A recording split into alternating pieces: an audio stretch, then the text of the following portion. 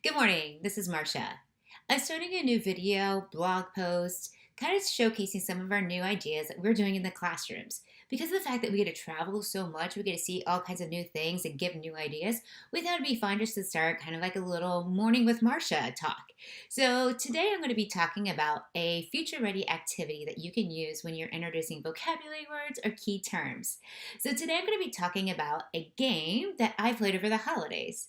I had 20 nieces and nephews, and the holidays are a lot of fun because we all get together. So we always try to come up with new games and ideas. So my sister-in-law introduced this game to us, which we truly love, and we think it's a good way to put into your classroom if you want your kids to work on vocabulary words.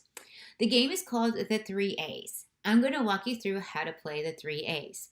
First of all, you'll give each person in your classroom 3 pieces of paper. 1, 2, 3. Same size, same color, because that is going to matter in the end. On the 3 pieces of paper, the first piece of paper, you are going to actually write a person. So I wrote Abe Lincoln. Okay, you wouldn't tell that, but you would just write a person. Again, card 1, a person.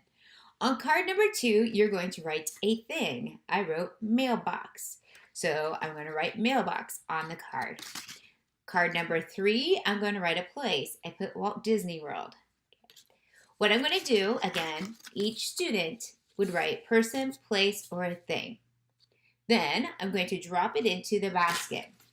Okay, I'm going to shake up the ideas, shake up the words. We're going to divide the class into 2 teams, Team A, Team B. Now, of course, this works so much better during your Future Ready activity where you have like 8 players instead of the whole class. Just because it speeds it up, the kids get to interact more. So 8 players would be probably the max I would try to do this with, 10's pushing it. So now that Team A, Team B. Team A and Team B member are going to come to the front or to the local place, and they are going to hold and draw. This is round 1. So Team A player is going to pull out a card. She can say as many words as possible to get you to guess the words, except for any of the words on the card. So as many words as possible, but no acting or pointing in round 1. So I'm going to get you to guess this word.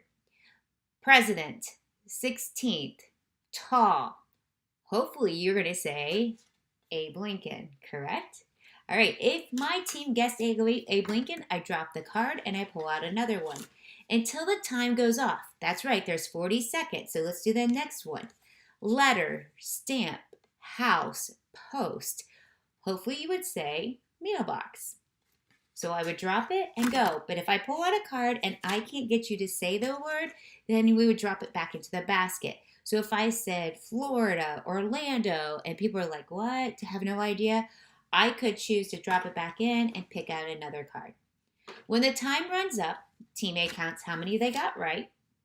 They put them to the side. Now it's Team B's turn.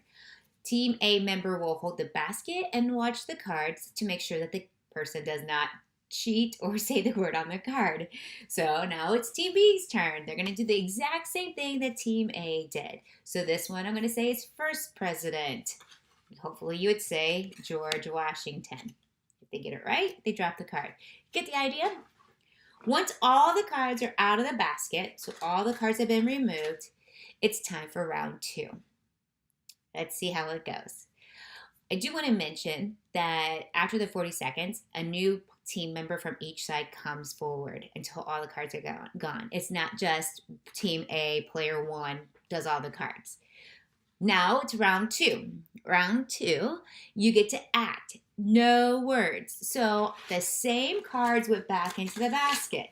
This time I have to act it out. So I'm going to give a word for, I have to act out Walt Disney. So I'm going to go with Mickey Mouse ears, fly, something to get people, because they know Walt Disney World was one of the words. So I'm going to act it out. Same thing happens. They get their word right, they drop the card. They get it wrong or they don't know how to do it, they put it back into the basket until all the words are gone. 40 seconds per player till the words are all gone. Now it's round 3. Round 3 is hard because, again, all the words that you've had go back into the basket. So now round 3 is when you are going to say one word, one answer. Now, my nephew, who's 16, took this very literally. Like there is one that says Walt Disney World. That's 3 words. You could say Walt Disney World as your answer. So it doesn't have to just be one word. So here we go. So you get to say one word. So I'm going to say first.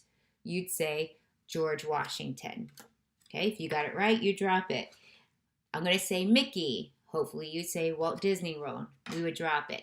Again, 40 seconds on the timer. Both teams go until all the words have disappeared out of the basket. The team with the most points at the end is declared the winner. But what's really happening here is that the students are learning key vocabulary words by acting, by saying words that relate to it, by guessing key words that go with that word. It's just a way to reinforce how the vocabulary words work in a real world situation, as well as collaborating, communicating, using critical thinking skills, all those future ready activities in one. Again, this game is called the 3 A's, and I hope you take a chance to play it. If you want to read more about it, I have examples and I give out how to use it in your classroom down below. All right, guys, thanks, and thanks for being here with Marcia on In the Mornings. Thank you.